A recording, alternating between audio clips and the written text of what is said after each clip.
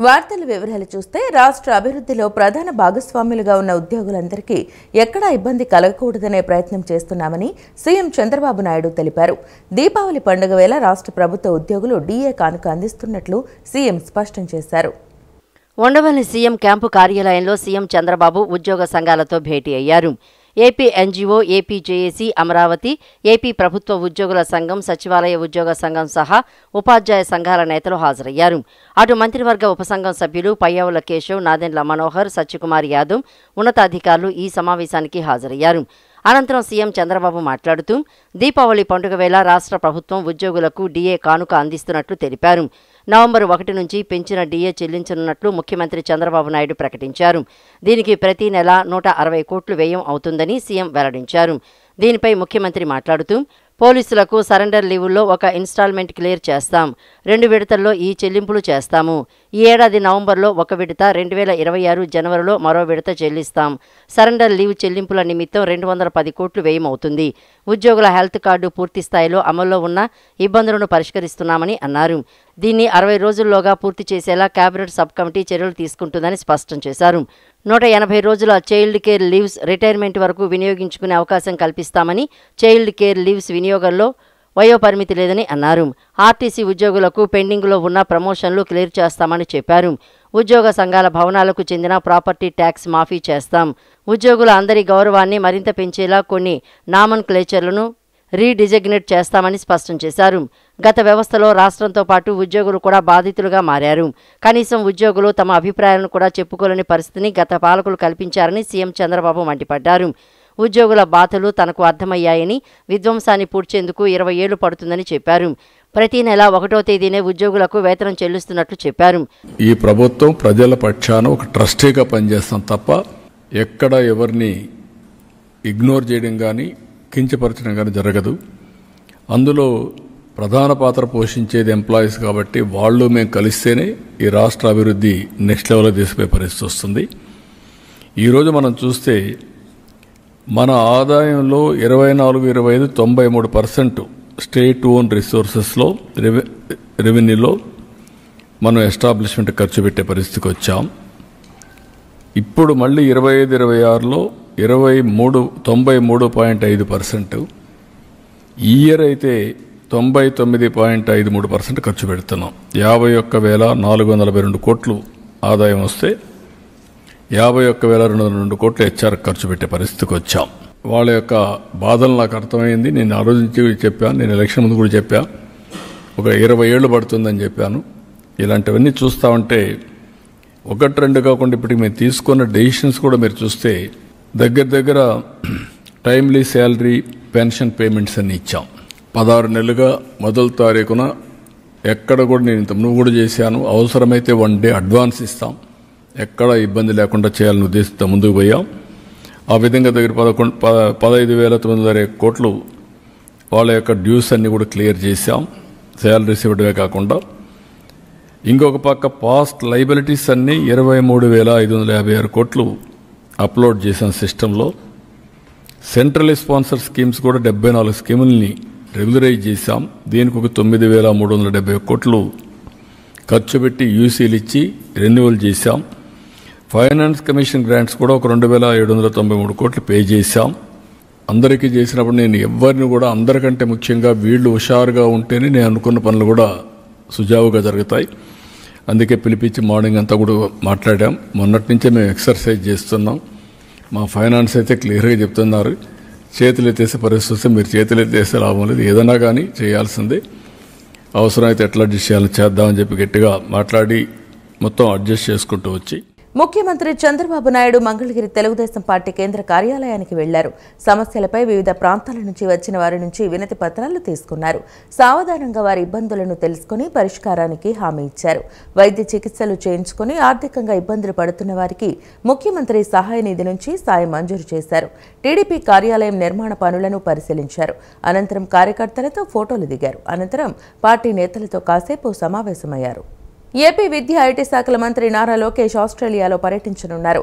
ఈ నెల 19 నుంచి 24 వరకు 6 రోజుల పాటు ఆస్ట్రేలియాలో లోకేష్ పర్యటిస్తారు. ఈ మేరకు మంత్రి ఆస్ట్రేలియా పర్యటన షెడ్యూల్ ఖరారైంది. ఇందులో భాగంగా ఆస్ట్రేలియా వర్సిటీల్లో అధునాతన బోధనా పద్ధతులపై అధ్యయనం చేయనున్నారు మంత్రి. సిఐఐ పార్ట్నర్షిప్ సమ్మిట్ విజయవంతంపై రోడ్ షోలకు మంత్రి లోకేష్ హాజరు కానున్నారు. ప్రజలు అసహించుకునేలా వైసీపీ అసత్యాలు చెబుతోందని మంత్రి పార్థసారథి అన్నారు. ప్రపంచమంతా ఏపీ దిశగా చూస్తుంటే వైసీపీ మాత్రం అసత్యాలు మాట్లాడుతోందని విమర్శించారు. నకిలీ మద్యంపై కూటమి ప్రభుత్వం కఠిన చర్యలు తీసుకుంటోందన్నారు. ఈ విషయంలో ఎవరినీ వదిలిపెట్టేది లేదన్నారు. విజయవాడలోని ఎన్టీఆర్ జిల్లా కలెక్టర్ కార్యాలయంలో మంత్రి పార్థసారథి విలేకరుల సమావేశం నిర్వహించారు. సమావేశంలో ఆయన మాట్లాడుతూ గత ప్రభుత్వ నేతలు ప్రజల ప్రాణాలను పణంగా పెట్టి వేల కోట్లు దోచుకున్నారని విమర్శించారు. చంద్రబాబు సమర్థ పాలన చూసి ఏపీకి పరిశ్రమలు వస్తున్నాయన్నారు. ప్రజల్లో వైషమ్యాలు రెచ్చగొట్టేలా వైఎస్ఆర్ కాంగ్రెస్ పార్టీ నేతలు ప్రవర్తిస్తున్నారని, రాజకీయ లబ్ధి కోసం ప్రయత్నిస్తున్నారని పేర్కొన్నారు. కల్తీ మద్యంపై వైఎస్ఆర్ కాంగ్రెస్ పార్టీ నేతలు మాట్లాడడం హాస్యాస్పదంగా ఉందన్నారు. వైఎస్ఆర్ కాంగ్రెస్ పార్టీ హయాంలో నాసిరకం మద్యం వల్ల ప్రజలు అనారోగ్యం పాలయ్యారని అన్నారు. నకిలీ మద్యాన్ని తమ ప్రభుత్వం ఉక్కుపాదంతో అణిచివేస్తోందన్నారు. సిట్ రిపోర్టుకు అనుగుణంగా తదుపరి చర్యలు ఉంటాయని పార్థసారథి పేర్కొన్నారు. ప్రభుత్వంలో ప్రభుత్వ అధికారులతో లేదా ఎంఆర్ఓలతో మేము మద్యం అమ్మించట్లా. దీని ఓపెన్ యాక్షన్ ద్వారా మేము ఈ షాపులన్నిటి కూడా ప్రైవేటు వ్యాపారస్తులకు అప్పచెప్పాం. అంతేకాకుండా 10% బీసీలకు కూడా రిజర్వేషన్ చేసి ఇచ్చాం. దాంట్లో మా దగ్గర ఏదైతే మద్యం కొన్నారో ప్రభుత్వం నుంచి ఆ మద్యానికి డిజిటల్ పేమెంట్స్ ద్వారానే చెల్లింపులు కూడా చేస్తున్నారని చెప్పేసి నేను ఈ సందర్భంగా తెలియజేస్తాను. అదేవిధంగా ఏదో 99 రూపాయల లిక్కర్ని ఆపేశారని చెప్తున్నారు. రమ్మంటున్నాను నేను. 175 నియోజకవర్గాల్లో ఎంత కావాలంటే అక్కడ డిమాండ్ని బట్టి 99 రూపాయలకి ఏదైతే తక్కువ ధరకి లిక్కర్ ఉందో ఆ లిక్కర్ని అందిస్తున్నామని చెప్పేసి కూడా ఈ సందర్భంగా నేను తెలియజేస్తా ఉన్నాను. నేను ఆఖరికి ప్రత్యేకమైన దృష్టితో స్టేట్ బార్డర్స్లో కూడా ఎక్కువగా దీన్ని అమ్మటం మూలంగా ఈరోజు ఈ స్మగ్లింగ్ ఏదైతే ఉందో అది కూడా తగ్గిపోయిందని చెప్పేసి మనం చేస్తాను. ఈ బార్డర్స్లో రెవెన్యూ కూడా బాగా పెరిగిందని చెప్పేసి కూడా నేను ఈ సందర్భంగా తెలియజేస్తా ఉన్నాను. మరి అదేవిధంగా బార్లలో మరి గత ప్రభుత్వం దేశంలో ఎక్కడా లేని విధంగా షాపుల కంటే 15% అదనంగా మరి ట్యాక్సెస్ వేసి బార్లో లిక్కర్ అమ్మే పాలసీని తీసుకొచ్చారు.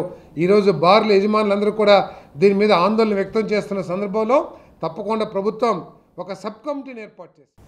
కల్తీ మద్యంలో సూత్రధారులు, పాత్రధారులందరికీ చుక్కలు చూపిస్తామని ఎక్సైజ్ శాఖ మంత్రి కొల్లు రవీంద్ర హెచ్చరించారు.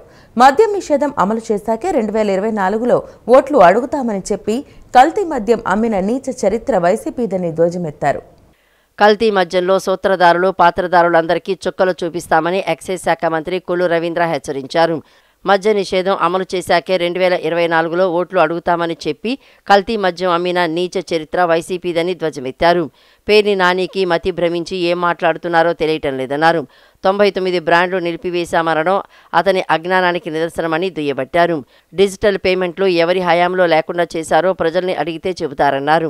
ఇండెంట్ ప్రకారమే మద్యం సరఫరా చేస్తారనే కనీస జ్ఞానం లేదా అని ప్రశ్నించారు. గత 5 ఏళ్లు కల్తీ మద్యం అమ్మిందెవరో ప్రజలు గుర్తించి వైఎస్ఆర్ కాంగ్రెస్ పార్టీని తరిమి కొట్టాలని తెలిపారు. మొలకల చెరువు, ఇబ్రహీంపట్నం ఘటనలు విచారణ పారదర్శకంగా జరుగుతున్నాయని వెల్లడించారు. సిట్ విచారణను కూడా తప్పుదోవ పట్టించేలా వైసీపీ సోషల్ మీడియా కుట్ర చేస్తుందని ఆగ్రహం వ్యక్తం చేశారు. వైసీపీ నేతల ప్రోత్సాహంతోనే కల్తీ మద్యం తయారు చేసినట్లు జనార్దన్ రావు అంగీకరించాడని అన్నారు. ప్రభుత్వాన్ని అస్థిరపరిచేందుకే కల్తీ మద్యం తయారు చేసినట్లు అంగీకరించాడని వ్యాఖ్యానించారు. Hello gram track and trace విధానం 2014-19లోనే తీసుకువచ్చామని గుర్తు చేశారు. మీకు ఇచ్చినటువంటి యాప్ల్లో ఇచ్చినటువంటి బార్కోడ్ మీద మీరు స్కాన్ చేసి చెక్ చేసుకోండి. ఇంతవరకు ఒక్కటి కూడా మాకు ఎక్కడా కూడా అక్రమమైనది కానీ లేకపోతే ఇంకోటి కానీ ఎక్కడ రాలేదు. కాబట్టి మీరు కూడా చెక్ చేయండి అంటున్నాం. 3 బాటిల్కి 1 బాటిల్ అని చెప్పి జగన్మోహన్ రెడ్డి మాట్లాడతారు. ఇక్కడేమో పర్మిట్ రూమ్లో వాడతామని అంటారు. ఇవాళ ఇలాంటిది మీరు చేస్తారనే ఉద్దేశంతోనే బెల్ట్ షాపులు అన్నీ కూడా ఎక్కడ ఉండడానికి వీలు లేదని మేము క్లియర్గా వెళ్తున్నాం. ఎక్కడైనా బయట దొరికితే అవసరమైతే పీడీ యాక్ట్ పెట్టైనా సరే అరెస్ట్ చేస్తాం. ఎవరు చేసినా సరే దీంట్లో రాజకీయాలు చూసుకోం, ప్రజల ఆరోగ్యం మాకు ముఖ్యం. ఆ విధంగా డిపార్ట్మెంట్తో ముందుకెళ్తాం. సిట్ చాలా ఫాస్ట్గా వర్క్ చేస్తున్నారు. అన్ని చోట్ల సోదాలు చేస్తున్నారు. ఎవరైతే దీంట్లో బాధ్యులు ఉన్నారో వాళ్ళందరినీ కూడా పిలిపించడానికి అన్ని చర్యలు కూడా తీసుకున్నాం. లుకౌట్ నోటీస్ కూడా ఇవ్వడం జరిగింది. అందరినీ కూడా తీసుకొచ్చి విచారణ చేసి దీని వాస్తవాలన్నిటి కూడా ప్రజల ముందు పెట్టడానికి, దీంట్లో ఎవరైతే బాధ్యత వహించారో వాళ్ళ మీద చర్యలు తీసుకోవడానికి, అంటే కావాలని ఉద్దేశపూర్వకంగా ప్రభుత్వాన్ని అప్రతిష్ట పాలు చేయాలని కూడా దీంట్లో కుట్ర దాగి ఉందనేది ఇవాళ అందరూ కూడా భావిస్తూ ఉన్నారు. డెఫినెట్గా అవన్నీ కూడా బయటకు తీస్తాం. దేశంలో 200 సంవత్సరాలుగా హైందవ ధర్మాన్ని విచ్ఛిన్నం చేయడానికి పాశ్చాత్యులు కుట్ర పన్నారని AP BJP chief PVS Madhav ఆగ్రహం వ్యక్తం చేశారు. ఆసుపత్రుల్లో, జైళ్లలో, పోలీసు, దేవాదాయ శాఖలో నాయి బ్రాహ్మణుల పోస్టుల భర్తీకి ప్రయత్నం చేస్తానని హామీ ఇచ్చారు. తిరుపతిలో ధన్వంతరి జయంతి సభకు ఓబీసీ మోర్చా రాష్ట్ర అధ్యక్షులు రొంగల గోపి శ్రీనివాస్ అధ్యక్షత వహించారు. సభకు రాష్ట్ర వ్యాప్తంగా నాయి బ్రాహ్మణులు తరలివచ్చారు. ఈ సభకు ముఖ్య అతిథిగా హాజరైన మాధవ్ ప్రసంగిస్తూ ధన్వంతరి వారసులు, వారి బ్రాహ్మణులు, వారి వృత్తి కార్పొరేట్ శక్తుల చేతుల్లోకి వెళ్లకుండా కాపాడాలని అన్నారు. హైందవ ధర్మం రక్షణలో నాయి బ్రాహ్మణుల పాత్ర కీలకం. ఈ విధంగా ధర్మాన్ని కాపాడే వర్ణాలపై పాశ్చాత్యులు వర్ణ వివక్షతను తెచ్చారు. అందువల్ల నాయి బ్రాహ్మణుల హక్కుల పరిరక్షణ, వారికి గుర్తింపు తీసుకురావాల్సిన అవసరం ఉందని అన్నారు. ధన్వంతరి జయంతి సందర్భంగా నాయి బ్రాహ్మణుల హక్కుల కోసం నడుం బిగిస్తామని హామీ ఇచ్చారు. ఆసుపత్రుల్లో, జైళ్లలో, పోలీసు, దేవాదాయ శాఖల్లో నాయి బ్రాహ్మణుల పోస్టుల భర్తీకి ప్రయత్నం చేస్తామని హామీ ఇచ్చారు. దేవాలయాలలో నాదస్వరం, డోలు పోస్టులు భర్తీకి ప్రయత్నం చేస్తారని ఒక ప్రకటన చేశారు. సనాతన ధర్మాన్ని కాపాడే నాయి బ్రాహ్మణుల హక్కుల పరిరక్షణ కోసం బీజేపీ పనిచేస్తుందన్నారు. వీళ్ళ ద్వారానే మొత్తం వైద్య వృత్తి వచ్చింది అనే విషయం సమాజానికి తెలియాలి. ఆ విధంగా శస్త్ర చికిత్స చేయడంలో గాని, మొత్తం శల్య శోధన చేయడంలో గాని ఒక వ్యక్తి యొక్క పూర్తి స్థాయి నాడీ శోధన చేయగలిగే ఒక శక్తి మీకు ఇవ్వటం జరిగింది. ఆ విధంగా ఆయుర్వేద వైద్యంలో మొదటి వైద్యులు ఎవరైనా ఉంటే మనమే. ఆ విధంగా వైద్యం చేస్తూ వేస్తూ మనం ఆ వైద్యాన్ని మర్చిపోయాం. ఆయుర్వేదం చేస్తున్న వాళ్ళు ఎంతమంది అంటే చేతి మీద లెక్క పెట్టుకోవచ్చు. మంగళ దగ్గరికి వెళ్తే ఏమవుతుందంటే కేవలం క్షౌరమే చేయడు, మనకి శరీరంలో ఉన్న ప్రతి అవయవాన్ని వాళ్ళు ముట్టుకొని ఆ విధంగా మీటుతారట. సంగీతాన్ని ఏ విధంగా మీటుతారో ఆ విధంగా మీటుతారు. మీటడం ద్వారా మొత్తం శరీరం అంతా కూడా పులకించి ఆరోగ్యవంతంగా తయారవుతుంది. కనుక అంత గొప్ప స్థాయి మనకుంది. కనుక మన స్థాయి, మన యొక్క చరిత్ర, మన యొక్క సాంప్రదాయానికి సంబంధించి అన్ని విషయాలు ఈ తరానికి తెలియాల్సిన అవసరం ఉంది. కనుక ధన్వంతరి వారసులుగా మీరు ఏదైతే గుర్తింపు రావాలో ఆ గుర్తింపు వస్తే తప్పనిసరిగా ఆ వివక్ష దానంతటదే మాయమైపోతుంది. ఈ సమావేశంలో టీటీడీ పాలక మండలి సభ్యులు సురేష్, భానుప్రకాష్ రెడ్డి, బీజేపీ రాష్ట్ర ప్రధాన కార్యదర్శులు నాగోతు రమేష్ నాయుడు, సన్నారెడ్డి దయాకర్ రెడ్డి, శ్రీలేఖ, రాజేంద్ర ప్రసాద్, జిల్లా అధ్యక్షులు సామంచి శ్రీనివాస్ తదితరులు పాల్గొన్నారు. కేంద్ర ప్రభుత్వం జీఎస్టీ తగ్గింపుపై తీసుకున్న నిర్ణయం ఆనందంగా ఉందని గన్నవరం ఎమ్మెల్యే యార్లగడ్డ వెంకట్రావు తెలిపారు. స్కూలుకు కావలసిన అన్ని వసతులు, అవసరాలు విద్యాశాఖ అధికారులతో మాట్లాడి త్వరితగతిన వసతులు కల్పిస్తామని స్పష్టం చేశారు. విజయవాడ రూరల్ మండలం రామవరపాడు జిల్లా పరిషత్ హైస్కూల్లో స్వచ్ఛాంధ్ర, స్వర్ణాంధ్ర కార్యక్రమాన్ని నిర్వహించారు. కార్యక్రమానికి గన్నవరం ప్రభుత్వ విప్ ఎమ్మెల్యే యార్లగడ్డ వెంకట్రావు ముఖ్య అతిథిగా విచ్చేశారు. ఈ సందర్భంగా హైస్కూల్ ఆవరణలో మొక్కలు నాటే కార్యక్రమంలో పాల్గొని అనంతరం కేంద్ర ప్రభుత్వం చేపట్టిన సూపర్ జీఎస్టీ గురించి వివరించారు. రామవరపాడు జిల్లా పరిషత్ హైస్కూల్లో అన్ని సమస్యలమయంగానే ఉన్నాయని అన్నారు. ఇక్కడ చదువుకునే పిల్లలకు సరైన వసతులు లేవని తెలిపారు. మిడ్ డే మీల్స్ నిర్వాహకులు సరిగ్గా నిర్వహించడం లేదన్నారు. కాంట్రాక్టర్తో మాట్లాడి వెంటనే తగు చర్యలు తీసుకుంటామని తెలిపారు. స్కూల్కు కావలసిన అన్ని వసతులు, అవసరాలు విద్యాశాఖ అధికారులతో మాట్లాడి త్వరితగతిన వసతులు కల్పిస్తామని ఎమ్మెల్యే యార్లగడ్డ వెంకట్రావు పేర్కొన్నారు. పిల్లలు చాలా కంప్లైంట్ చెప్పారు, మీల్స్ బాగాలేదని, రైస్ బాగాలేదని. నిజంగానే రైస్ నుంచి చూస్తే 10 మంది 15 మంది మా నాయకులు ఎవరు చూసినా బాగాలేదని చెప్తారు. ఇప్పుడు ఎంఈఓ, ఎంఆర్ఓ వచ్చి పరిశీలిస్తారు. ఇప్పుడే బాగోకపోతే డెఫినెట్గా కాంట్రాక్ట్ మార్చాల్సిన అవసరం. విద్యాశాఖలో సంస్కరణ తీసుకొస్తాం. స్కూల్ యూనిఫారం దగ్గర నుంచి డొక్కాశీతం జరిగిన మధ్యాహ్నం భోజనం పక్కన పెట్టి నిరంతరం శ్రమిస్తున్న లోకేష్ బాబు శాఖలో ఇలా చేయటం బాధక. దీన్ని కరెక్ట్గా సరిదిద్దుకోవాల్సిన అవసరం ఉంది. నేను స్కూల్కి వచ్చిన ప్రోగ్రాంకి ఎంఈఓ రావటం కూడా అధికారులు కనుక్కోమని కనుక్కోమని చెప్పారు. అలాగే 2 సంవత్సరాల నుంచి కలర్ లేని పరిస్థితి, పిల్లలకు వాటర్ ప్రాబ్లం పరిస్థితి, బెంచీలు కూడా సమస్య అని చెప్పి. కానీ ఎంఈఓ ఏం చేస్తున్నాడో నాకైతే అర్థం కావట్లేదు. ఎంఈఓ కనీసం నా నోటీస్ తీసుకొస్తే నేను ప్రభుత్వం నుంచో, సిఎస్ఆర్ ఫండ్స్ నుంచో, లేకపోతే ఎవరో ఒక దాతలు ఉంటేనో మీల్ షీట్ కూడా లేని పరిస్థితి. సో మీల్ షీట్ని ఒక దాత పార్టీ నాయకులు చేపిస్తారని చెప్పాడు బాలాజీ. అలాగే మిగతా పనులు కూడా కృష్ణా జిల్లా పరిషత్ చైర్పర్సన్ మాట్లాడి త్వరితగతిన అయ్యేది చూస్తా, బెంచీలు ఏర్పాటు చేస్తానని చెప్పి అవసరమైతే నా సొంత నిధుల నుంచి అయినా ఈ కలర్ లేపిస్తాను. శ్రీవారి దర్శనం, ఆర్జిత సేవలు, వసతి గదుల కోసం దళారులను నమ్మి మోసపోవద్దని టీటీడీ చైర్మన్ బీఆర్ నాయుడు భక్తులకు విజ్ఞప్తి చేశారు. ఇటీవల కొందరు దళారులు, మధ్యవర్తులు శ్రీవారి దర్శనం పేరుతో భక్తులను మోసం చేస్తున్నట్లు తమ దృష్టికి వచ్చిందన్నారు. శ్రీవారి దర్శనం, ఆర్జిత సేవలు, వసతి గదుల కోసం దళారులను నమ్మి మోసపోవద్దని టీటీడీ చైర్మన్ బీఆర్ నాయుడు భక్తులకు విజ్ఞప్తి చేశారు.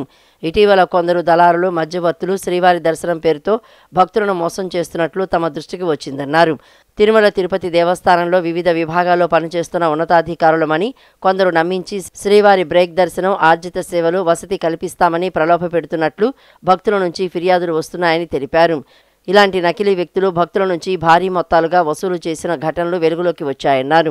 ఇప్పటికే కొందరు దళారులను టీటీడీ గుర్తించి చట్టపరమైన చర్యలు తీసుకున్నట్లు చెప్పారు. టీటీడీ మొబైల్ యాప్ ద్వారా ఆన్లైన్లో తమ ఆధార్ కార్డు ఆధారంగా బుక్ చేసుకోవాలని భక్తులకు విజ్ఞప్తి చేశారు. టీటీడీ సమాచారం కోసం టోల్ ఫ్రీ నెంబర్ 155257ను సంప్రదించాలన్నారు. దళారులపై అనుమానం వస్తే టీటీడీ విజిలెన్స్ అధికారులు నిరంతరం అందుబాటులో ఉంటారని చెప్పారు. 0877-2263-8828 నంబర్కి ఫిర్యాదు చేయాలని సూచించారు. తిరుమల పవిత్రత, భద్రతను కాపాడుదామని టీటీడీ చైర్మన్ బీఆర్ నాయుడు పిలుపునిచ్చారు. సెంట్రల్ బ్యాంక్ ఆఫ్ ఇండియా దేశంలోనే ప్రప్రథమంగా ప్రభుత్వ బ్యాంకుగా గుర్తింపు పొందినట్లు జోనల్ హెడ్ దారా సింగ్ నాయక్ తెలిపారు. సెంట్రల్ బ్యాంక్ ఆఫ్ ఇండియా ఎంతో మందిని పెద్ద పెద్ద పారిశ్రామికవేత్తలు, వ్యాపారవేత్తలుగా తీర్చిదిద్దటంతో పాటు వారికి ఎన్నో విధాలుగా సహాయపడిందని వెల్లడించారు. కృష్ణా జిల్లా గన్నవరం మండలం ముస్తాబాద గ్రామంలో ఆధునీకరించిన సెంట్రల్ బ్యాంక్ ఆఫ్ ఇండియా నూతన బ్రాంచ్ని జోనల్ హెడ్ దారా సింగ్ నాయక్ లాంఛనంగా ప్రారంభించారు. ఈ కార్యక్రమానికి ముఖ్య అతిథిగా జోనల్ హెడ్ దారా సింగ్ నాయక్ గ్రామ ప్రముఖులు, బ్యాంకు సిబ్బందితో బ్రాంచ్ని ప్రారంభించారు. ఖాతాదారులకు మెరుగైన సేవలు అందించడంలో సెంట్రల్ బ్యాంక్ ఆఫ్ ఇండియా ఎప్పుడూ ముందుంటుందన్నారు. జోనల్ హెడ్ దారా సింగ్ నాయక్ మాట్లాడుతూ ముస్తాబాద గ్రామంలో central bank of India branch 2013 ప్రారంభించామని, ప్రస్తుతం 72 కోట్ల రూపాయల వ్యాపార లావాదేవీలు కొనసాగిస్తోందని అన్నారు. ముస్తాబాద బ్యాంకు సేవలను మరింత విస్తరించి అభివృద్ధి చేయాల్సిన అవసరం ఉందని సూచించారు. 114 సంవత్సరాల నుంచి central bank of India bank ఖాతాదారులకు మెరుగైన సేవలు అందిస్తోందన్నారు. సెంట్రల్ బ్యాంక్ ఆఫ్ ఇండియా దేశంలోనే ప్రప్రథమంగా ప్రభుత్వ బ్యాంకుగా గుర్తింపు పొందిందన్నారు. సెంట్రల్ బ్యాంక్ ఆఫ్ ఇండియా ఎంతో మందిని పెద్ద పెద్ద వ్యాపారవేత్తలు, పారిశ్రామికవేత్తలుగా తీర్చిదిద్దటంలో వారికి ఎన్నో విధాలుగా సహాయపడిందన్నారు. ఈ ముస్తాబాద్ బ్రాంచ్ ప్రకారం చూస్తే 65 కోట్లు ఉందా బ్రాంచ్ బిజినెస్, 72 కోట్లుగా బిజినెస్ ఉంది. దీనిలో డిపాజిట్స్ ఉన్నాయి, అడ్వాన్సెస్. ఇది దినదిన అభివృద్ధి చెందాలి. 2013లో ఓపెన్ చేశాము. ఇది మా పరంగా అయితే కొద్ది తక్కువే ఇప్పటి వరకు, ఇంకా ఎక్కువ ఇవ్వాలి. డిపాజిట్ల కోసం వాళ్లకు వెళ్ళాలి. మీ దగ్గర ఎంత ఉన్నా డిపాజిట్లు పెట్టుకొని ఏ టైంలో ఉన్నా మీకు అవి తీసుకోవడానికి, మీకు అవసరం వచ్చినప్పుడు వాటికి తీసుకోవడానికి అన్ని భద్రత అన్ని దీనిలో ఉంటున్నాయి. కాబట్టి ముస్తాబాద్ బ్రాంచ్లో మీరందరూ సహకరించి ఇంత మీ గ్రామాలు, ఇదే కాకుండా చుట్టుపక్కల గ్రామాలు ఉన్న ఇంకా 5-6 గ్రామాలు కూడా. కోర్టు ఆదేశాల ప్రకారం కృష్ణా జిల్లా బాపులపాడు మండలం వీరవల్లి హనుమాన్ జంక్షన్ పోలీస్ స్టేషన్లో గన్నవరం మాజీ ఎమ్మెల్యే వల్లభనేని వంశీమోహన్ సంతకం చేశారు. టీడీపీ పార్టీ ఆఫీసులో పనిచేసే వ్యక్తిని బెదిరించారనే కేసుపై రిమాండ్లో ఉన్న వంశీకి కండిషన్ బెయిల్ రావడంతో ప్రతి శనివారం వీరవల్లి, గన్నవరం, హనుమాన్ జంక్షన్, విజయవాడ పట్టమట పోలీస్ స్టేషన్లలో సంతకాలు చేస్తున్నారు. వల్లభనేని వంశీ వస్తున్నారని సమాచారం. వైసీపీ శ్రేణులు, అభిమానులు స్టేషన్కి తరలివచ్చి ఆప్యాయంగా పలకరించారు. పార్టీ నాయకులు, కార్యకర్తలు బాగోగులు గురించి వల్లభనేని వంశీని అడిగి తెలుసుకున్నారు. నలంద డిగ్రీ కళాశాలలో విద్యతో పాటు క్రీడలకు, ఇతర కార్యక్రమాలకు ప్రాధాన్యత ఇస్తారని కృష్ణా విశ్వవిద్యాలయ రెక్టర్ బసవేశ్వరరావు అన్నారు. విజయవాడ నగరానికే తలమానికంగా నలంద కళాశాల నిలుస్తుందని చెప్పారు. కళాశాలకు కీర్తి ప్రతిష్టలు తీసుకువచ్చేలా విద్యార్థులు, ఉపాధ్యాయులు కృషి చేస్తున్నారని ఆయన ప్రశంసించారు. నగరంలోని తుమ్మలపల్లి కళాక్షేత్రంలో నలంద డిగ్రీ కళాశాల ఫ్రెషర్స్ డే వేడుకలను ఘనంగా నిర్వహించారు. ఈ కార్యక్రమానికి ముఖ్య అతిథిగా కృష్ణా విశ్వవిద్యాలయ రెక్టర్ బసవేశ్వరరావు హాజరయ్యారు. ఈ సందర్భంగా ఆయన మాట్లాడుతూ నలంద కళాశాల విజయవాడ నగరానికి తలమానికమని, విద్యతో పాటు క్రీడలు, సాంస్కృతిక కార్యక్రమాల్లో కూడా కళాశాల ముందంజలో ఉందని తెలిపారు. విద్యార్థుల నైపుణ్యాలను పెంపొందించేలా చర్యలు తీసుకుంటామని చెప్పారు. కళాశాలకు కీర్తి ప్రతిష్టలు తీసుకువచ్చేలా విద్యార్థులు, ఉపాధ్యాయులు కృషి చేస్తున్నారని ఆయన అన్నారు. నలంద విశ్వవిద్యాలయం ఈరోజు నూతనంగా వచ్చిన ప్రవేశాలు సాధించిన విద్యార్థులందరికీ ఫ్రెషర్స్ పార్టీ రూపంలో ఒక వేడుకను జరుపుకోవడం, దాంట్లో మేమందరం భాగస్వాములయ్యాం. ఈ కళాశాల ప్రత్యేకత ఏంటంటే విద్యతో పాటు క్రీడలకి, కళా సాంస్కృతిక రంగాలకి ప్రాధాన్యత ఇస్తూ విద్యార్థులకి తగిన రీతిలో వాళ్ళ నైపుణ్యాన్ని పెంపొందించే విధంగా శిక్షణలో మేటిగా నిలిచి అన్ని రకాల మా విశ్వవిద్యాలయానికి అన్ని రకాలుగా కీర్తి ప్రతిష్టలు. తదుపరి కళాశాల ప్రిన్సిపాల్ అనురాధ మాట్లాడుతూ ప్రతి సంవత్సరం కొత్తగా చేరిన విద్యార్థుల స్వాగతార్థం సీనియర్లు ఫ్రెషర్స్ డే వేడుకలను నిర్వహించడం ఆనవాయితీగా కొనసాగుతోందని తెలిపారు. కళాశాల పూర్తిగా ర్యాగింగ్ ఫ్రీగా ఉందని, చదువుతో పాటు క్రీడలు, ఇతర కార్యక్రమాలకు కూడా ప్రాధాన్యత ఇస్తున్నామని తెలిపారు. ప్లేస్మెంట్లలో విద్యార్థులు మంచి ఫలితాలు సాధిస్తున్నారని పేర్కొన్నారు. వాళ్ళల్లో ఉన్న టాలెంట్ని ఐడెంటిఫై చేసి వాళ్ళకున్న ఇంట్రెస్ట్ని తెలుసుకుని దానికి అనుగుణంగా 3 సంవత్సరాలు వాళ్ళకి ట్రైనింగ్ ఇచ్చి వాళ్ళు కెరియర్లో వాళ్ళ ప్యాషన్కి అనుగుణంగా వాళ్ళ ఇంట్రెస్ట్కి అనుగుణంగా సెటిల్ అయ్యేలాగా తీర్చిదిద్దడమే మా కాలేజ్ యొక్క ప్రత్యేకత. అలాగే ప్లేస్మెంట్స్కి ఎంతో ప్రాధాన్యతనిస్తూ ఫైనల్ ఇయర్ పూర్తయ్యేలోపే క్యాంపస్ సెలెక్షన్స్లో majority of the students select అయ్యేలాగా మా ట్రైనింగ్ ప్రోగ్రామ్ని 3 సంవత్సరాల పాటు మేము తీర్చిదిద్దాము. అలాగే స్టూడెంట్స్ అందరూ కూడా ఎంతో హ్యాపీగా ఎకడమిక్స్తో పాటు మిగతా వాటిలో కూడా ఎంతో రాణించడం అనేది మాకు ఎంతో గర్వకారణం. అలాగే స్పోర్ట్స్ అలమ్నే రావి కల్పన కూడా మా స్టూడెంట్. రీసెంట్గా తన అచీవ్మెంట్ మనందరికీ తెలుసు.